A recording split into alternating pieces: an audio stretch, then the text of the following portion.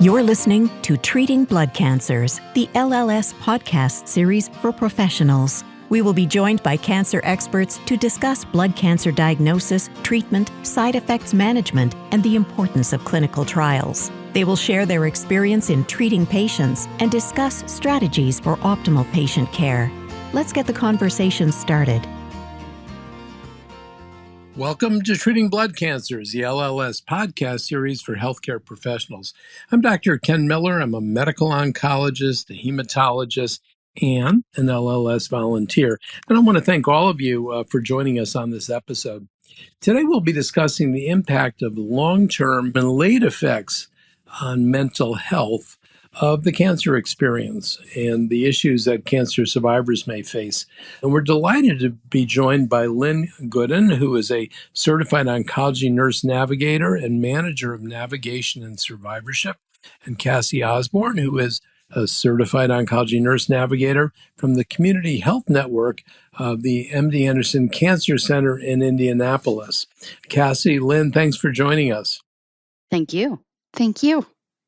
So I have to say this is a topic that's very important to me as an oncologist and very interested in sort of learning more about it. Let me get a sense from Cassie, from you, of the patients that you're seeing who are going through this cancer experience. Give us sort of a 60,000 foot view of what is the severity of distress? Again, in a sense, how many patients have relatively little? How many percent have a tremendous amount of disruption and distress? And some perspective on that. Right. So we know that about 25% of our patients are going to have long-term anxiety, depression issues after their treatment is done. And, distress is different at different parts of the cancer journey. So you have a lot of high distress when you first are diagnosed, and then it kind of eases up as you're going along because you're being watched and followed and monitored. And then it gets high distress again when we say, okay, we're done with treatment. Now we're going to start watching you. And that distress can really spike up at that time too, because no longer are we standing there, talking to them, being with them every step of the way. We're letting them kind of fly on their own at that point, and that can be really distressing in the beginning for them. Absolutely. Let's actually take that spectrum a little bit further. So, Lynn, let me ask the same thing about the other parts of survivorship, which, at least in my mind, there's acute survivorship at the time of diagnosis, there's the period on treatment, there's transition, which Cassie just talked about, sort of finishing treatment. How about for those that are longer term into cancer survivorship, their experiences, let's say 5 years, 10 years, 15 years? What are you hearing from patients? Yeah. So honestly, the biggest issue is fear of reoccurrence, right? And what is in their control to do or not do. And they look to the providers for this, but they look amongst their own family, right? So that can be a little challenging with some misinformation, even sometimes. But fear of reoccurrence is probably the number one thing we hear. And that also leads to that bit of PTSD anxiety. So sometimes coming in the cancer center for a follow up can be enough to trigger them even years later. And issues such as that, or a smell, maybe just the smell of the cancer center, that whole hospital smell can trigger some unpleasant thoughts or some anxiety for them. So just trying to make sure that they are in a good place with that, or listening and trying to get them to understand that we're the safe zone and how to deal with that anxiety. I know behavioral health is a challenge everywhere these days, but some with some oncology background are especially even hard to find, but they really want to talk to somebody who's been there, done that. And sometimes that's not as easy to find. Lynn, let me ask you to go a little bit further with that. Not to say there is a remedy for fear of recurrence, but what are some strategies that you can help cancer survivors learn that may help with that adaptation? Yes. So education is huge. A lot of times, just giving some anticipatory guidance and education to the patient as they move forward to the survivorship realm treatment being done, signs to watch for, things to look and address, and when to call, all of those things that they did during treatment. But what does it look like in survivorship? And knowing that normal is going to look different. And that is okay. You kind of normalize the abnormal, so to speak.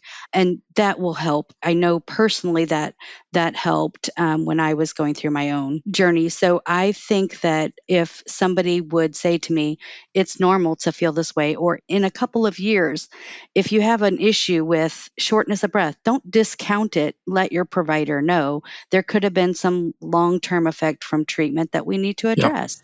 So education, but then they're not as scared to know that, hey, this is something that could have happened and they mentioned it might. And so I just need to address it. So it kind of lessens that bit of anxiety when and if it would happen.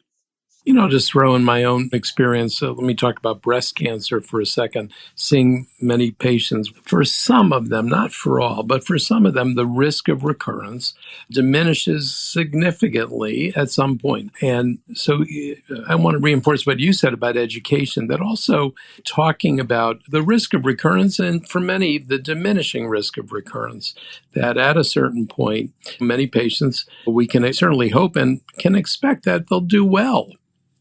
Yes, and I think Cassie can kind of speak to that too a little bit because the patients that she navigates mostly do have that higher chance for recurrence. So I know Cassie does a good job of trying to alleviate and educate her patients when they kind of move on to that stage. But Cassie, do you want to elaborate anything else? Yeah, I think a big important part with our patients is making sure that they feel connected. So if they have a trust with their physician, they have a trust with their team, when these problems come up, even if there's something that really is not anything that needs to be dealt with because it's really not anything, but them having that trust that, hey, I can call this person or I can ask my physician, should I be worried about this? Just having that trust factor, I think, helps alleviate a lot of that anxiety. And so making sure that you are well established with your oncologist, making sure you're also well established with your family doctor, and that you have someone you feel like you can trust to talk to helps to alleviate some of that anxiety in the end. Absolutely. I want to ask you, let me start out with Cassie, but there's another group of cancer survivors, and there's a lot more than there used to be, which is those that are living with cancer more as a chronic disease. So many patients now are long term survivors of CML, which was not the case, at least when I started my practice. So many long term survivors of myeloma, again, may be living with some residual disease. What is their experience like? At least in our practice, with these patients that are still on some type of active treatment, even if they're in a maintenance treatment, they are still very much connected with a navigator. And so making sure that they know their resources, that's the big one, that their navigator knows what kind of barriers they might be facing, and just making sure that you're just kind of there with them on their journey. I think a lot of our navigation with patients is a lot of active listening and letting the patients know we're here for you for the long run. We're going to be with you through this whole journey. And so just making sure that those patients don't feel like they get lost in the shuffle really helps. And just kind of getting to know these patients and getting to be with them along for it. But knowing that it is a chronic disease, you want to make sure, yes, they're established with their family doctor. It's not just oncology that's involved, and that they're established with their other specialties, and just making sure that they do have all the resources in their grips. So let me ask you a question, in a sense, to get your advice for providers like myself and nurses who are seeing people in the outpatient setting or in the infusion room, for example. Cancer survivors, like anyone else, are probably thinking, what's going to happen? Will I live? Will I die? What will dying look like? And some of it is things that don't get discussed. What are your thoughts in terms of, are these topics that we, meaning the frontline providers, should be bringing up or following the cue of the patient? What are some ways to bring up topics that are sensitive in a fashion that will be sensitive and successful too at allowing communication?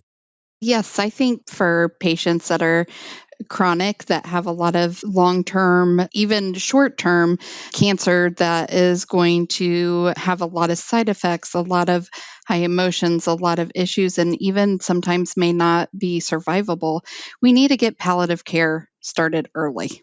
These patients really need to be involved with someone that, I'm not saying hospice. There's always that misnomer that palliative care is hospice, and it's not. But getting these patients in with palliative care because it is really truly about symptom management. And if we can get them into palliative care and start discussing some of these harder topics early, it sometimes is helpful for the patients because it is something they can control, right? They can control kind of how they want to see their future if this is a cancer that we may not be able to get rid of. So, palliative care is really good about helping patients set goals and achievable goals. Mm. And so making sure that they're included in the beginning, I think really helps also talk to patients about advanced care planning. And they are great about bringing that up and bringing it up gently. Yeah, yeah, absolutely. Good point. Any other thoughts on that? I think it's also important for primary care to be aware of all these circumstances that are going on too. When you talk of end of life documentation and any just advanced directives in general, I think it's important to have primary care involved in that as well so they know. But also, it should be their control and it should be for everyone. I mean, everyone should have a living will, no matter what age you are, and some True. directives. So it doesn't mean because you've been given a terminal diagnosis that that's why we want you to do it. Everyone should have those documents and kind of normalize what those look like to patients and make it kind of a collective process. If that's a husband and wife, if neither one of them have the documents, do it together. Doesn't matter that one has a diagnosis and one does not. Yeah, absolutely. Very good advice. I agree that we really need to kind of normalize talking about end of life care and having advanced care planning. That needs to be normalized and needs to be discussed among, like Lynn said, your family doctor. Everyone should have that discussion. It shouldn't just be when something traumatic happens. Let's actually explore that a little bit more, which is, I'll use the word fear. What are the fears that the providers might have in bringing up important topics, sexuality, intimacy, fear of recurrence, advanced care planning? What are some of the providers' fears, and what are some of the cancer survivors' fears as well? Let me throw that to Cassie first. I think some of the cancer survivors' fears are just asking those hard questions. How do you ask them? Are they ready for the response? Because they're afraid they're going to get an answer they don't want to necessarily hear. But making sure that the patients are very well educated and that they have support through these questions, through these hard times, through being able to talk about advanced care planning, being able to talk about prognostic variability. Sometimes these patients, they come in and things are great, and then the next time they could come in and things have really changed. And just helping them along those lines to be able to ask these harder questions and to be able to have good goals and good resources is really key to being able to have those good conversations. And I think a lot of that has to go back with your trust factor in having a good relationship with your team. Yeah, very good. Thank you. Lynn, let me ask you about what are the things providers in particular may be afraid of, and so therefore they don't ask certain questions. Yeah, so I think it's the not having the knowledge of a resource, like Cassie kind of Yeah, alluded to for the patient. They may not know how to answer the question, but I always say defer to a specialist in that regard when and if that would come up, but don't ever be afraid to ask the question. But as far as knowing that patient, like Cassie said, establish that relationship so you know how that patient will react. So when you do ask the tough question, you kind of already know how to phrase it, how to mention it, when even to bring it up because you know them. yeah. By the way, I'll just throw in a strategy that I personally use. A lot of times I ask people permission. I say, is it okay to talk about some tough stuff or some sensitive topics? Most of the time, sometimes people say, no, it's not. But most of the time, cancer survivors say, absolutely. Yeah, I need to do this. So sometimes the conversations are easier than expected. Cassie, I want to ask you first about we talk about a multidisciplinary team. So, for cancer survivors, which discipline should be in that team? What are some of the advantages for cancer survivors of having that type of service? Yeah, so your multidisciplinary team with cancer survivors could include one, your cancer provider itself, your patient navigators, your survivorship teams, counseling. We should have social work, sometimes physical therapy, occupational therapy. There is a huge group of providers that really can help be on the patient's team. And we talk a lot about that in survivorship, and that's kind of Lynn's expertise. So I'll let her talk a little more about that part. So, the survivorship piece of it, we really do focus on a screening tool that we use in our program that really is NCCN guided. It goes through that guideline for survivorship, but it also makes sure we're addressing all the issues that are key to any cancer survivor done with treatment. What issues are they having after a surgical intervention or treatment? What issues are they having from their chemotherapy? And this is after active treatment is done. And the radiation, same questions. What is still lingering out there? But also, we screen for the emotional piece of it. Are they having fear of reoccurrence? Are they having issues with their care team with communication? Are they having financial or any other distresses? We want them to come for follow up. So we want to make sure that's not a barrier either. Transportation. But the survivorship team really does take all of that into effect with that guideline and give them the resources that they need and kind of make sure that they're keeping on top of their surveillance, and they're very active in that first year post treatment on our program. So that has been very good to have that guideline. But the other piece, again, and I've said it before, is engaging primary care. And so we make sure from our perspective that the patient has done that. But we see quite a number that have gotten through treatment without a primary care provider and maybe didn't even have one before they started the treatment for cancer. So we make sure that they get a primary care provider and tell them prevention comes back into play now. You have done your cancer treatment. So now here's what you do to prevent cancer from coming back or reoccurring or happening in some other form. So we make sure we teach prevention and the importance of screening. And that's where primary care is essential to get all of those screenings in. And so we link pretty closely with our primary care. They're very important. And I think sometimes they get put on the back burner or are scared to sometimes even deal with a cancer patient because they just don't have that expertise, but there's many ways to get it now. Yeah, and especially for patients that are further out from active treatment, many of the primary problems for them are primary care issues, their comorbidities, and primary care doctors can handle quite a bit. They treat congestive heart failure, they identify it. So, yeah, I want to second what you're saying there. Let me ask you about more specifically about some of the mental health issues for cancer survivors in general. Anxiety, depression. I love your perspective on this. How are they the same and how are they different from other, let's say, adults of similar age or stage? I'll throw that one to Lynn. I would say that one of the things we haven't really talked about here that does get into the emotional aspect is body image and function. So many cancer treatments cause some impact to body image that may be with them for the rest of their life. So making sure that they emotionally are coping with that, I think kind of sometimes gets missed. So, making sure that they are engaged with support groups, engaged with their oncology team, engaged with their social worker and behavioral health. Like I said, it's hard to get that one unique, I want to call them unicorns, those behavioral therapists that have the oncology expertise and deal with just specifically oncology. But I think that's where our palliative care team shines. But that doesn't send the same message when you're talking about in survivorship, right? So that's where I say that they're kind of that unicorn out there as far as finding those. But body image is a huge concern in survivorship. And like I said, I want to throw in there that just their functional status afterwards. Let me ask Lynn about incorporating mental health assessment both in the cancer center and in primary care when we're taking care of cancer survivors.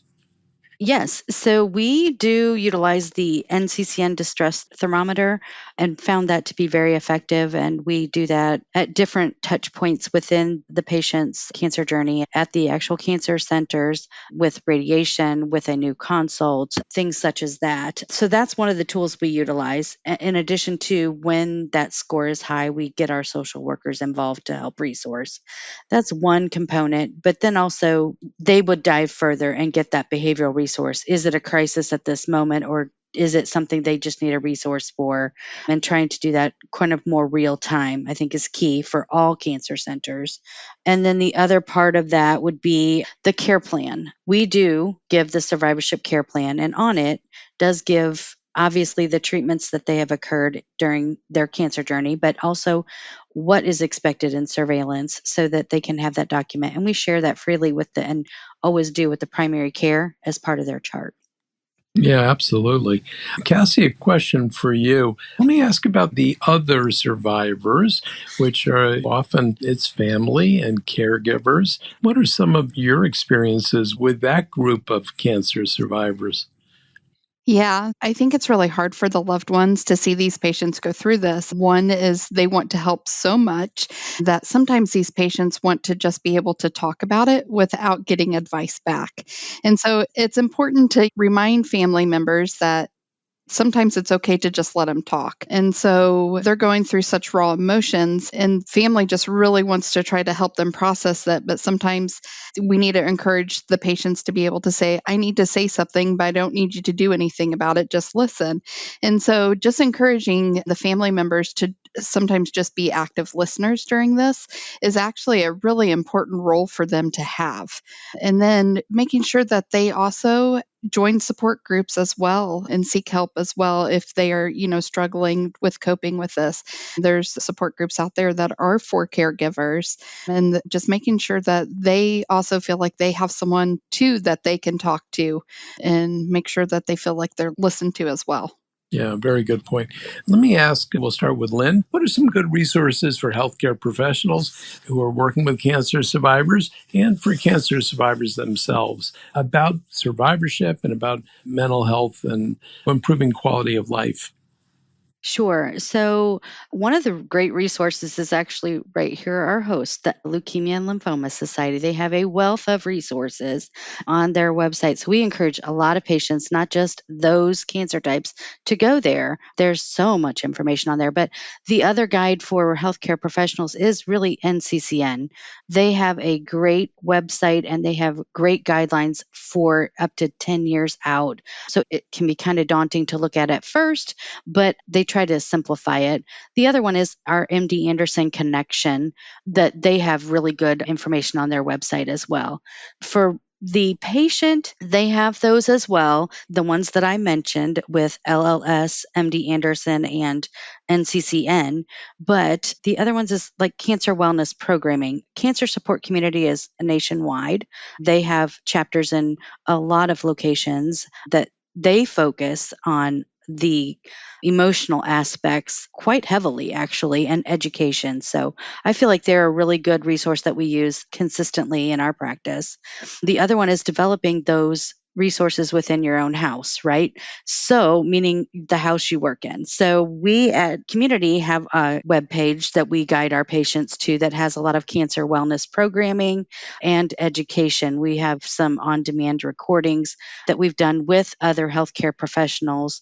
One of them, just that is a hot topic in survivorship with our breast cancer patients, is intimacy. And so we have an intimacy clinic, and a lot of people aren't even aware of that, and just some education on that. But those kind of programs are out there. Perfect. Thank you. So, again, this is Dr. Ken Miller. I have to say it's been a great session talking about really important issues and just a very timely reminder of the importance of mental health assessment for cancer survivors at all different parts of that journey. So, I particularly want to thank Lynn Gooden and Cassie Osborne, who are both certified oncology nurse navigators and part of the MD Anderson Cancer Center in Indianapolis, Indiana. Lynn, Cassie, thanks so much. Thank you. Thank you. And I want to thank everyone for listening to this informative and interesting episode. For a listing of all of our healthcare professional continuing education activities, podcasts, and healthcare professional resources, including a fact sheet on blood cancer survivorship treatment and ongoing patient care, please visit lls.org/CE. And for any questions or to refer a patient to LLS, please contact our Information Resource Center by calling 800-955-4572. Information specialists provide personalized one-on-one support to help patients learn about their disease, treatment, financial, and support resources that are available in English and Spanish, including survivorship workbooks and caregiver workbooks for adults, children and adolescents, and young adults. LLS also provides other resources for patients, survivors, and their families that can be found at lls.org/support. And I encourage you to sign up to receive notification of future podcast episodes by subscribing at treatingbloodcancers.org. And if you have suggestions for future episodes, please click the feedback button on this episode page. We look forward to you joining us on future episodes.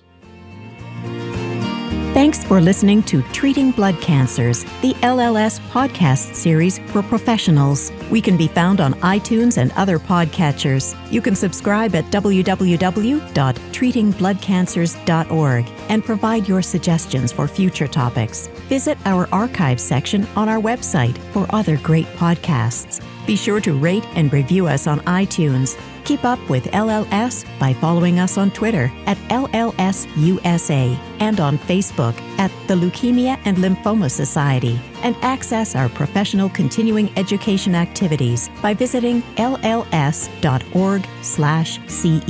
Let's keep the conversation going. Until next time.